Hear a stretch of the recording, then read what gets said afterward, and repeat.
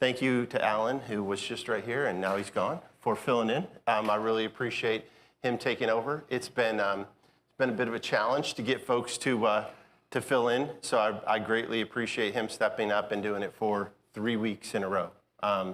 So Alan, wherever you are, thank you. I really appreciate it. For housekeeping today, 2 cards. I'll pass, one on each side. Lisa did not have any other announcements this morning, so she said I could make up some announcements if I wanted to, which I'm not going to. I did want to start with this. So as we think about the next couple of weeks and then beyond the next couple of weeks, so I'm here this week, and then next week I'm gone, and next week Tom is going to do a joint class with the smaller class that John was teaching in the other room. So we'll still meet in here next week, but it'll be both groups. And then after next week, I agreed to teach for the next 2 or 3 months. And what I'd like to do before we leave today is if you have any ideas of topics or themes that you'd like to address. I think we've kind of covered, and we're going to wrap up today, the living a meaningful life fairly well. So I'll just kind of, ask for hands and feedback. You can think about that, the next 30 or 45 minutes, and then I'll get your feedback. So as we get into today's lesson, I mentioned at the start of the series here that I had ordered some books from 21st Century Christian that actually kind of gave me the title for the class, Living a Life That Matters. The books, unfortunately, didn't have kind of quite the level of content I wanted to actually use for all the lessons, but I think they're like a good devotional book. So I'm going to put them back out in the back, and you can have them. Many of the verses that they use as the foundation, for the chapter are different than the verses that I've selected. So I think they'd be a good read if you're interested in just having one around, maybe a short devotional book. So they'll be out back. I think there's like 9 or 10 of them, so help yourself. So today, to wrap up Living a Life That Matters, we're going to look at kind of the last 7 or 8 chapters in the book, and we're going to look at kind of each one of the topics of those. And so I'll kind of run you through the topics, and then we'll jump into the scriptures in the discussion. So, the topics are first, living sacrificially. So what we're going to kind of do is, so what's that mean to you when you hear living sacrificially? Then we'll kind of take a look at what the Bible says about living sacrificially. And then I'm going to ask you, give me some Bible, characters that you would say were a good example for us in terms of living sacrificially. And then maybe, depending on how the discussion goes, what are the things that make it challenge for us at times to living sacrificially? So living sacrificially, living joyfully, living graciously, living humbly, living wisely, living generously, living expeditiously, which, by the way, that was a hard one. The book didn't have a ton of comments, and so just to kind of wrap a tight definition around that and get some verses that I thought, applied really well, that one is probably the most challenge of all of them. And then living virtuously, if we get to it, and living courageously. So we'll start with living sacrificially. So when you hear the term, living sacrificially for us as Christians, what comes to mind when you hear that, we should be living, if we're going to live a life that matters, we should be living sacrificially? In a way, repentance is a form of sacrifice. Okay. You're getting rid of the old. Okay. And you're putting on the new. So you're sacrificing your old ways for the new way, a form of sacrifice. Okay. Through repentance. Giving up some of the things of the world that attracts us. Okay, giving up some of the things of the world that attract us. Yeah. I think that's a great point, right? I mean, in that regard, in kind of both of those, we're sacrificing self for, selfish desires, right? Our old ways for, the new way, or the Lord's way. What else do you think? And I want to, so in both of those cases, we're kind of talking about kind of going from not being a Christian, kind of being a Christian, right? And where we're still kind of, maybe heavily pulled to the world. I'd like to kind of take it, what about those folks who have been maybe a Christian 10, 15, 20 years? Like, what are the things that you maybe think about living sacrificially, now that maybe the world is full of, not that we're ever, not attracted to the world, but it's further behind you, so to speak. Don? Not living beyond our means so that we have extra money in the event somebody needs it or needs help from us. Okay, yeah, so from a financial perspective, not living beyond our means, so we do have that ability to help others when others are in need. Great one, Don. What else, any other? Phil? I think of it as like the last fruit of the spirit, self-control. Being able to control what it is that you're doing and sacrificing those kind of things that you would normally do that you shouldn't. Yeah, I mean, self-control ultimately determines, your willingness to sacrifice, right, at the end of the day. Because sacrifice truly means giving up something we want, right, for, something else, right, or someone else, right? Could be money, could be the ways we behave. Any others before we kind of look at a couple of scriptures that talk a little bit about living sacrificially? Ingrid? I think this time and age, for whatever it's the spirit of the age, we're too busy. And so I think anytime I need to sacrifice my time, I mean, it's almost easier to give your money than your time sometimes, but time I think is important. Yeah, Ingrid, you are 100% right. Like, I don't know if there's a more accurate, comment about the challenges we face nowadays, right? Like, we're stretched so thin, whether it be, work or other activities. It just, life seems busier, right? And so, the one thing that we can't get back is time, right? You can make your money back, there's a lot of things that you can get back, but you can never get back time, right? And so, being willing to give up your time for something, I would also add, giving up your comfort, right? Like, I think, about, Ingrid, when you raise your hand, I think about some of the work that goes into, sacrificing maybe where we'd like to be working or where we'd like to be ministering for, yeah, that's exactly right, versus, where we should be, right? And so I think comfort and time are two really big elements of that. Alan?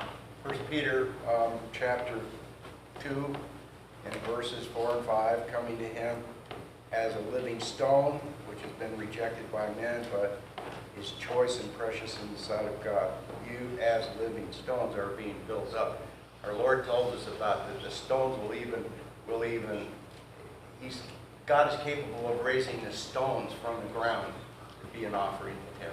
And the whole earth, he loved it so much that he gave us him. So, the more we can give of everything that we are, the more beautiful that becomes to God. Not from us, but because that's what he requires. Our complete disregard for the world and our complete regard for him. That's a tough one. Yeah, I mean, I think that's very well said. So, Alan's point, if you didn't hear him all the way in the back, is, obviously sometimes it's easy to compartmentalize sacrifice, but, the Lord wants a complete sacrifice from us, right? He wants us to, turn everything that we are over to him, and that our actions, our behavior, our decisions are focused on him, and that's probably the purest form of, sacrifice we can ultimately reach. So, 3 of the scriptures, and there are many, right? 3 of the scriptures that I selected are Hebrews chapter 13, verses 15 and 16. So Hebrews 13, 15, and 16, and the Bible reads, "Through Jesus, therefore, let us continually offer to God a sacrifice of praise, the fruits of lips that openly profess his name, and do not forget to do good and share with others. For with such sacrifices, God is pleased," right? So two focuses there. Doing good and sharing with others are forms of sacrifice highlighted in Hebrews chapter 13. And then Philippians in verse 2. And this is really interesting as I kind of, I don't want to get too far ahead, but, as you jump into examples of folks in the Bible who sacrificed, right? You can't help but to think about Paul. And so, I think this is a great, verse that we can all go to, or a set of verses that we can all go to anytime. Philippians 2, 14 through 18. Do everything without grumbling or arguing, so that you may become blameless and pure, children of God without fault, in a warped and crooked generation. Then you will shine among them like stars in the sky, as you hold firmly to the word of life. And then I'll be able to boast on the day of Christ that I did not run or labor in vain. But even if I am being poured out like a drink offering on the sacrifice and service coming from faith, I'm glad to rejoice with all of you, so that you should be glad and rejoice with me. So I think of that, first part of it, right? Do everything without grumbling or arguing, right? So there's obviously sacrifice, right? But then there's also kind of sacrificing with the right heart, And so if you are doing something, or with the right attitude, if you're doing something because it needs to be done, great, right? Things need to be done. But the attitude in which you approach, doing that, the Lord is looking down on us and saying, are we doing that? Kind of like we often talk about when we give, right? After the Lord's Supper, give with a willing and cheerful heart, right? Think of sacrifice in that same way. Giving is obviously a form of sacrificing, right? But in this case, we're talking about time and other things that we do. And then finally, in Romans 12, therefore I urge you, brothers and sisters, in view of God's mercy, to offer your bodies as a living sacrifice, holy and pleasing to God. This is true and proper worship. Do not conform to the pattern of this world, but be transformed by the renewing of your mind. Then you will be able to test and approve what God's will is, his good, pleasing, and perfect will. And so, here we're talking about not being part of what the world wants us to be, but being what God wants us to be and sacrificing, for what God wants for us. That was Romans 12, 1 and 2. So we kind of looked at just 3 scriptures. And like I said, there's dozens of others out there regarding sacrifice. When you think about, examples for us in the Bible, of sacrifice, tell me what comes to mind or who comes to mind when you think of examples. And I have a few here, but I'd like to hear what you say first of examples of folks in the Bible who sacrificed. Obviously, Jesus, first and foremost. The greatest one, right? I mean, and it's really, it's easy to kind of look at what he did and the sacrifice that the culmination of everything, right, is his ultimate sacrifice of his body and his life, right? So no question, the greatest, form of sacrifice in the history of mankind. Others? Pardon? God sacrificed his son. Yeah, so God being willing to give up his son, send him to the earth, watch him endure, all of the things that he endured on the earth, and then ultimately, give up his body. Don? The apostles, they all had to leave everything that they had to follow Jesus. Ooh, the apostles, right? I mean, that's a great one. They all, what did the apostles do? They left family behind, they left jobs behind, they gave it all up. If you look at kind of Jesus and then kind of below that, the apostles, have one of the more comprehensive, list of sacrifices in the Bible. Abraham was willing to sacrifice his son. Yeah, so Abraham obviously, was willing to sacrifice his son. That's another one. Obviously, all of us with children know what a difficult choice that would be. Now, obviously, God, removed the need for him to actually go through with the sacrifice, but he demonstrated the willingness to do that. Stephen. Pardon? Stephen. Okay. I have also, and I want to get your opinion on it. So Moses, did Moses sacrifice? Yeah, Moses was one that came up, and if you look at kind of what he endured and kind of what he went through, if you look at really even in the early stages of his life, you look at the kind of the childhood he had, and the childhood that he had, and then you move forward to kind of the last few years of his life, much different places in the world. I'm thinking a little bit different. I'm thinking kind of about the prodigal son, the father, the prodigal son, the way he kind of encouraged his son to go into that world and see what it's really like. And I just have a little question, Jason, no comment, but just a comment. When we talked earlier about the heart, I just misunderstood the question in the beginning. Where do you draw the line from us not going into the world and being in here constantly versus staying in schools? I don't want to get in a conversation about it, but Currie Williams brought this up a lot. Where do we draw that line? Yeah, I mean, I think that's a fair point, right? So the question was like, where do we draw the line from a world perspective and going in the world? And I think, well, we can't answer it, kind of comprehensively in here.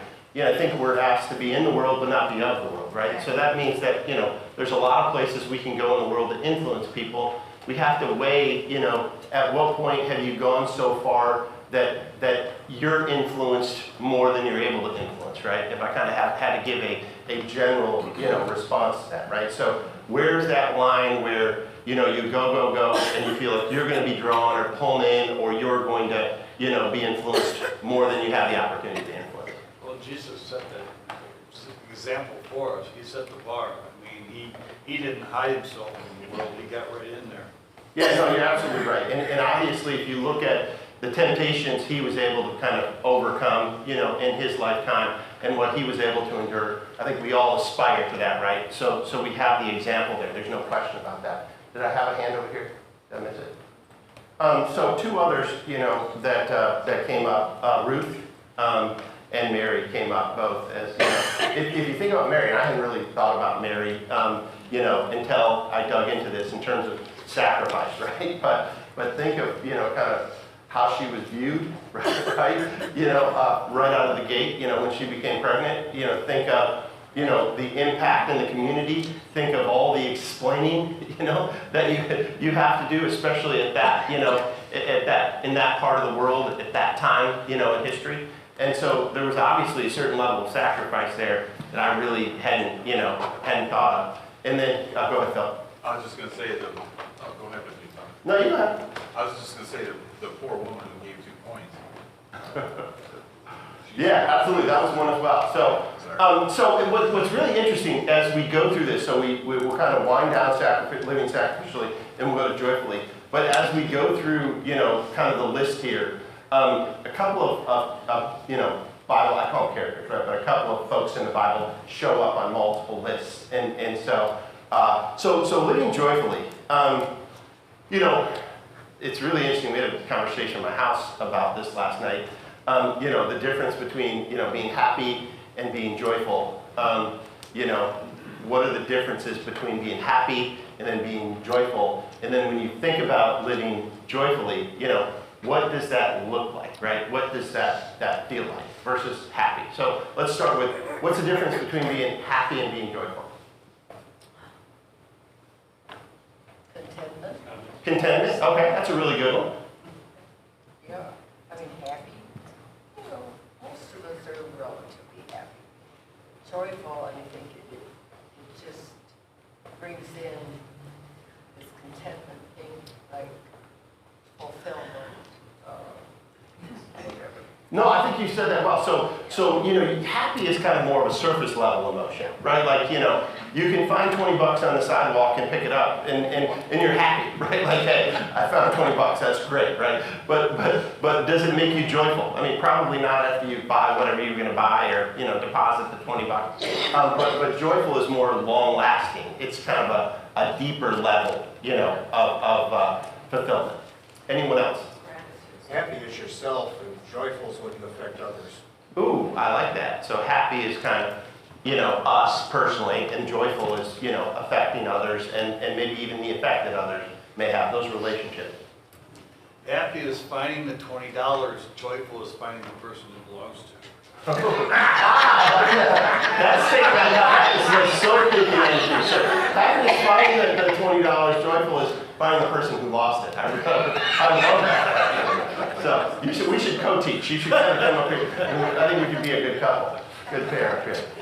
All right, so the verses that I have for living joyfully are, and we know the first one, right? Like probably the most obvious one here is in James, verse 1. Consider pure joy, my brothers and sisters, whenever you face trials of many kinds, because you know that the testing of your faith produces perseverance. Let perseverance finish its works, so that you may be mature and complete, not lacking anything.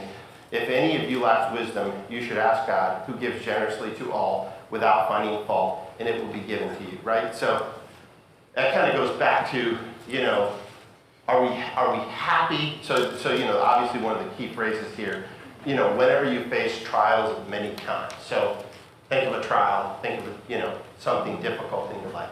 Are you happy, when I have a friend who, in a given week, I think 2 weeks ago, wrecked a car, lost a big customer. There was like a series of 2 or 3 things. I mean, do you think that person was happy, that any of those things happened?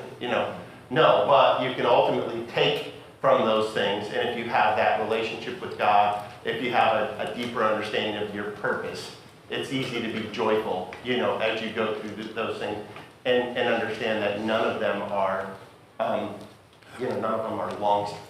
suffering, long standing. It's a trial, right? You experience it. There's a period of time, and then it's on to the next. Baxter. I had my brother in a grocery store one day, and he's an old veteran. Okay. And he always wore his veteran hat because he was proud of his ribbons, his accomplishments and stuff like that. And we were in Walmart's, and this guy walked up to my brother, and he handed him $20. He said, "I want to help a veteran today." He spoke $20. I want to help a veteran today. He said, "I want to help you buy your food today." So you know what? That made me happy.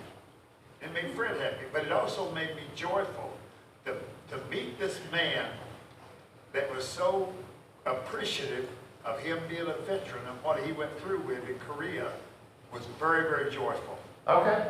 That's a great example, right? So if you didn't hear that, you got free lunch that day, right, Baxter? So if you didn't hear that, Baxter was in Walmart with his brother, who was a veteran, and an individual approached them and gave his brother $20 and said, "Thank you for your service. I want to buy your lunch today." Yeah. And what Baxter highlighted there, you kind of achieved both levels of both happiness and joy, right? Happiness was you got the $20, so Baxter and his brother had free lunch that day. The next level of joy in that circumstance was the person cared enough about the sacrifice and the service that they actually, approached them and gave them, a portion of, their money. No. So Bill, I'll go to you and then I'll come over here.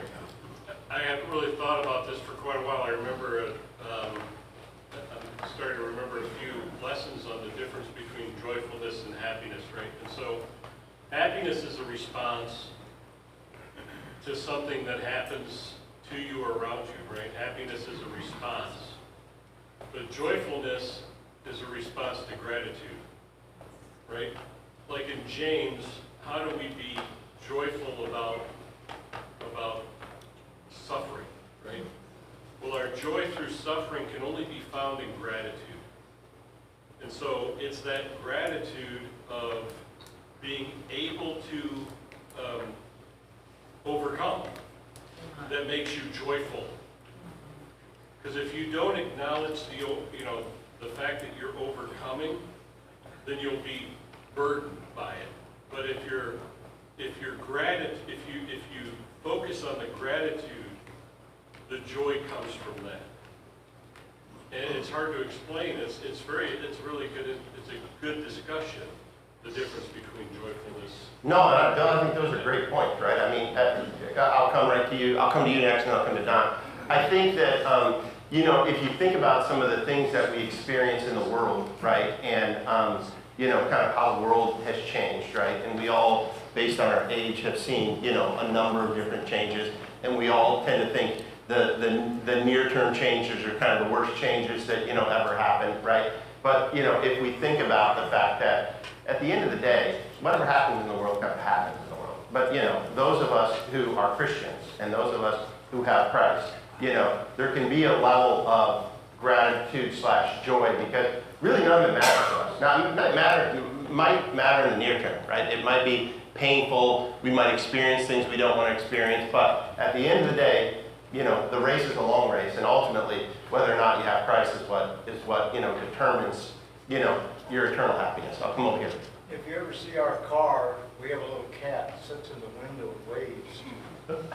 Okay. I was at Walmart, and this veteran and his wife came up to the car, and he wanted to know where he could get that cat. And I said, our friend gave it to us, but we're going to go to Pigeon Forge to see Roger, and when I'm there, I'll get you one. Well, we were going about 3 weeks, because we went on to somebody else's house after that. And when I got home, I called him and I asked him, I said, can I meet you at Walmart for the cat? And he said, I can't, I got Alzheimer's, my wife won't let me drive. So I said, well, what is your address? And I put it in my GPS and I dropped it off at his house. And I thought he was gonna cry when I dropped it off. But I think he probably figured I would never come getting the cat. I thought he cried to me. He said, well, how much will that cost me? And I said, it's free, it's one veteran to another. Yeah, that's fabulous. I love that story, right?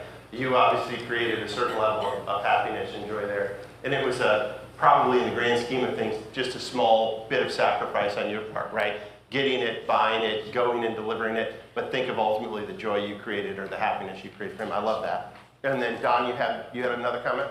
Yeah, I was just going to say, Paul is a great example of what we're saying. You know, he wrote the prison epistles from prison. Yeah. And you read all through Philippians, he's talking about joy and the joy that he has. I rejoice in the Lord. And the fact that you all are Christians gives me great joy. I mean, here's a guy who's, you know, shipwrecked, beaten, in jail a couple of times, you know, thrown out of one town or another. But he's happy, he's not happy. He's joyful all the time. Joyful. Yeah, I mean, Paul is a wonderful example of all of us about joy. I mean, and you listed many different aspects of that, Don. I think, without question, if you think of a tough, life, right? Like, he had one of the tougher lives than we have, on record, in Bible times. And still, we rely on the work he produced, in spite of all that, for... Joy is a state of mind. You have to determine in your life that you're going to be joyful. Yeah, so For the Apostle Paul to die was gain. Pardon? So for the Apostle Paul to die was gain. Yeah, absolutely. So I'm going to read these, and I think we cover this exceptionally well. I'm going to read just two more quick verses. So 1 Thessalonians 5, 16 and 17. And interestingly enough, I'll say this. So rejoice always, pray continually, give thanks in all circumstances, for this is God's will for you in Christ Jesus. Interestingly enough, as I was preparing for this, we often ask what the shortest, verse is in the Bible. And what's the shortest verse in the Bible that we often? Jesus wept, right? So John 11:35. Well, next time someone asks you that, if you look at 1 Thessalonians 16, rejoice always. So same, two words. And then if you look at 17, pray continually. So there's actually three, verses in the Bible that we have here that you can throw somebody off next time when they ask what's the shortest verse. No, well, that's not the only one with two words. So that's your golden nugget for today. Next time you're in class. Shannon. Don was saying it's a mindset, and we have to be intentional. It's kind of a discipline to choose joy, because sometimes we get mired down in being happy, and so you kind of have to just choose it. It's a fruit of the Spirit. I think that's why it's not happiness, it's joy that's the fruit of the Spirit. So you have to be somewhat intentional sometimes. Yeah, I think that's great. Great point, Shannon. And we talked about this as well last night. And so I'm very guilty of not being joyful, just for the record. And most of the time, so I like to admit, the things I don't do well up here, so you all know, right? And most of the time, it's because I'm kind of heads down, just grinding and moving forward. I'm not unhappy, I'm not, complaining, but I'm just so focused on, what's the next step, what's the next thing, that I often forget to be joyful. And so it's just a character flaw, I would say, that I'm always thankful, right? But I'm rarely joyful. So that's something I need to work on, You and I have the same syndrome. Yeah. And I think it's called attitude. and I have had to work on that for a long time, and I'm still working on it. But it's attitude. Yeah, you're right. And, I tend to be, quick in my responses, sometimes, and quick to respond to things. And I've learned to not treat people poorly, but at the same time, I can be a little bit judgmental. So, I feel this is confession hour. Should I just set this down and tell you guys all the things I do wrong? It's wonderful being a member of the Church of Christ. Many, many years ago, I had a sticker on the back of my car that said, I'm a member of the Church of Christ, a sticker. And I was heading toward Iowa on Highway 80, I think, and a Church of Christ man passed me up. And of course, you have to go and pay every so often. So when I got to the pay station to pay my part, the guy says, the guy in front of you already paid for you. Pay it forward. I like that. I like that. So, before we wrap up Living Joyfully, I actually found a list of kind of 5 things that, kind of principles or kind of, when it comes to joy, descriptions of joy, right? So, truth number 1, this was called Bible Joy Truths. So, truth number 1 is authentic joy and true happiness is found in God's presence, was kind of 1, right? And 2 was lasting joy is possible in every season when we follow God's truths, right? Thirdly, trusting God with our future brings undeniable joy and peace, right? And so that's probably where I fall, as I'm always kind of focused on preparing for the future. So that kind of steals my joy, right? So we can have our joy stolen from us if we don't trust in God and that He will deliver us versus always trying to deliver ourselves. And then, the last 2 is joy is an invaluable gift of God that radiates to others. So when we are joyful, right, when we experience God's joy, it's easy for others to see it and experience it. And then finally, and this goes back to, what we read in James, joy transforms our difficult circumstances into times of blessing, right? So kind of five principles there. So now moving on to, I need to see how much time I have here. 10:31. Okay, so now moving on to living graciously. So when you think about, living graciously for those of us who are Christians, kind of what does that look like? Maybe what that looks like in the building here or, with our brothers and sisters. And then what's it look like, in the world? When you hear that. Not one that we often talk about, right? I mean, you talk about people being gracious, but it's not something I have necessarily thought about from a spiritual perspective. Anyone? What's living graciously? Which by the way, just to kind of a teaser there. So the definition that I pulled for this, living graciously is a way of treating others with kindness, warmth, and courtesy, especially in difficult or uncomfortable situations.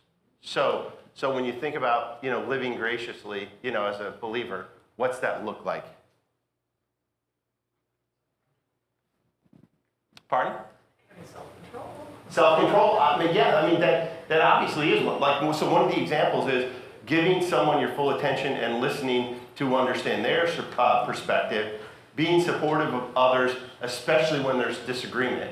So self-control obviously comes into play there because, you're not wanting to kind of think about what you want or what you want to say, but you're giving, there's obviously, I've heard Shannon say over the years, there's obviously people who are just, they're gracious, regardless of the circumstances, right?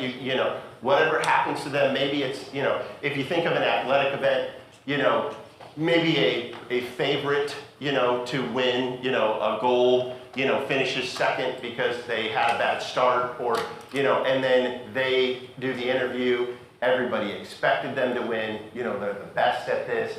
And they're very gracious in, acknowledging the person who won, even though they may have beat that person, 15 or 20 times, right? So I want to try to make the connection from a spiritual sense. Alan. I really like rocks a lot, but being gracious means you leave your rocks on the ground. No matter what you think, you put your rocks down and you don't contemplate them when you're speaking to somebody else.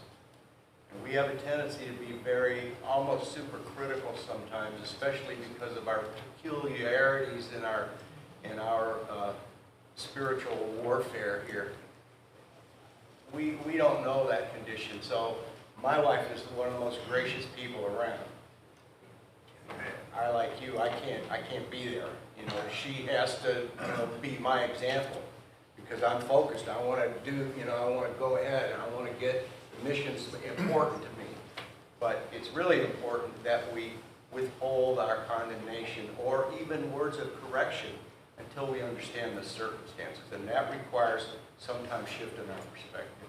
Yeah, I think that's very well said. And what you bring up an element of that, Alan, that I hadn't really thought of, in this, and that is, if you think about living graciously, it's probably one of the best characteristics that we have if we're approaching a non-believer or approaching maybe somebody that, we're trying to convert, from another, part of the world, just understanding where they're coming from, right? Like, and sometimes they're going to say things, they may do things that, we would like to respond to immediately, right? We would like to immediately have a response to that. But sometimes you kind of have to just let them get it all out, and then respond. Don? The Bible teaches us that we're to consider others better than ourselves. And if we do that, we will be gracious. Yeah, consider others better than ourselves. And if we do that, we'll be gracious people. Absolutely. So, a couple of other worldly examples of graciousness that they showed here, living graciously. Giving room in the lane for our car, waiting to merge into traffic. I did this yesterday, just for the record. We were going to Ann Arbor. It was going from like 3 lanes down to 1, and I just kind of got in my 1 lane and just, moved forward. And I didn't do what I would like to have done, and that's drive in the middle of the lanes to keep people from passing. So, kudos to me for living graciously yesterday. The whole time about it, though. Well, no comments from the people guys. And then smiling at a waitress who brings you the wrong order, right? And you can kind of apply that, in a minute. And you can apply that in a million different, ways, right? Somebody does something incorrectly, and you're gracious about it. Here's one for Jack: hugging your parents whenever you see them, right? So that's a good way of it. And then giving someone a break, when maybe you don't think they deserve it, right? Maybe you're frustrated. Maybe there's something where you just want to do whatever you want to do, but they kind of need a pause or a break. And so Colossians 4, 5, and 6 says, "Be wise in the way you act towards others. Make the most of every opportunity. Let your conversation always be full of grace, seasoned with salt, so that you may know how to answer everyone." I think that is a really good example of, how we can live graciously, right? The way we act, making the most of every engagement or every opportunity. And I mean, how about this?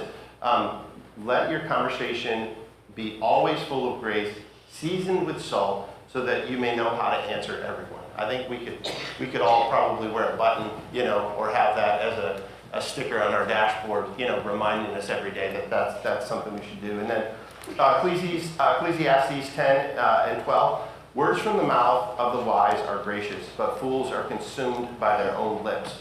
And then finally, Psalm 103, "The Lord is compassionate and gracious, slow to anger, abounding in love." So I kind of go back to, the way we react and the way we respond to people. Matthew. I think one thing about grace and graciousness is that it comes from a position of power. Like you're forgiving someone instead of, penalizing or punishing or taking advantage of the opportunity. You're showing restraint. And to truly be a gracious person, you have to be able to absorb a certain cause. And so it's not just being nice. Being truly gracious is when you are able to absorb a cost and take that on.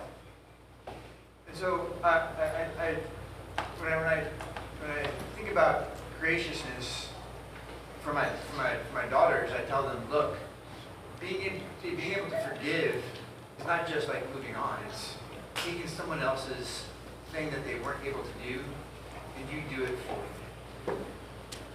Yeah, I love that. I think that's a great example. And great context, Matthew. Thank you very much. Appreciate it.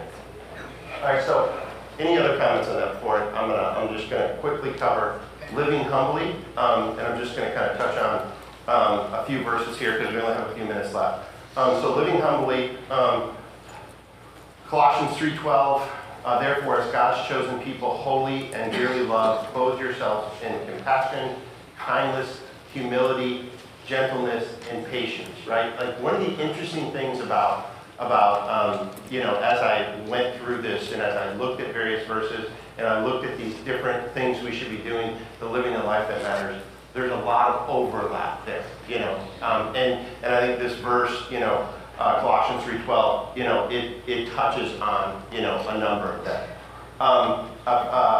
Ephesians 4:2, be completely humble and gentle, be patient, bearing with one another in love, right? So being humble, there's also an element of patience and an element of, the way we approach others. James 4:6, but he gives us more grace. That is why Scripture says God opposes the proud, but shows favor to the humble, right? So the Lord expects us, to be humble and to demonstrate, humility. All right, so I know we only have 2 or 3 minutes left. I'll put the books out back. So my question is, obviously my style and approach is, engaging you, getting your feedback, kind of walking through this together, sharing, your examples. I love to hear your input. So as we think about, a couple of weeks from now, maybe starting a 3-month, series. So are there things that you'd like us collectively to kind of talk through, ideas you have for me, so I don't just, do it on my own, that I can kind of take into consideration? Things you want to talk about that maybe we, wouldn't talk about in a normal class. Jason, I like what you're doing. I Pardon? guarantee you this. I like what you're doing right now. Okay. Because our culture is changing so much. It's hard for a lot of us that are older that you don't want to go backwards, you want to go forward. What Jason is doing is I think he's making us so aware of you. I know you are me, of what I am personally. And because you are even changing, you are not the same person you were yesterday. And I think this is a real good thing we're doing, Jason, in the church. Because we have so much influence on the world. We don't even realize it. And we really do because we have the Lord. Lord, what more can I ask for, Jason? You got it. God's got it. Thank you, I appreciate that, yeah. I think everything we're doing here in this class is what Christ said, be thee like me. So we're discussing all those different facets of how to be like him. Okay, great, no, I appreciate the feedback. And basically, when we go out and we help other people, we're doing exactly what Jesus wants us to do. Today, there was a lady that was at Kroger's. I had to give them a jump start to help them out. So that's... Appreciate that, yeah. Yeah, they were grateful. I know they were. Very good. Well, we're taught to study to show ourselves approved, and it's important to study the Word. But what I like about this class is the practical application of the Word, things that we actually should be doing that we're taught to do. And that's one of the things I like about this is the practical. Thanks, Doc. Appreciate that. So with that in mind, if you have specifics, right? I mean, we don't have to, we can take, specific, maybe situation, scenario, world event, set of scriptures, and we can look at how we apply that. If you have specific things like, hey, I'd like to see you cover this at some point in that period of time, just let me know when you see me around.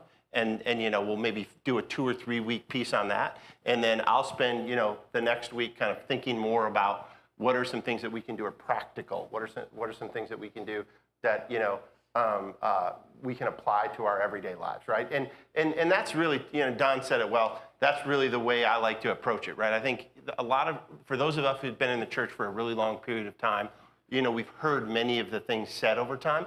So looking at those things and how we can apply them every day are what helps me when I'm preparing, and hopefully it helps all of us as we go out into the world. So thank you very much. Yeah.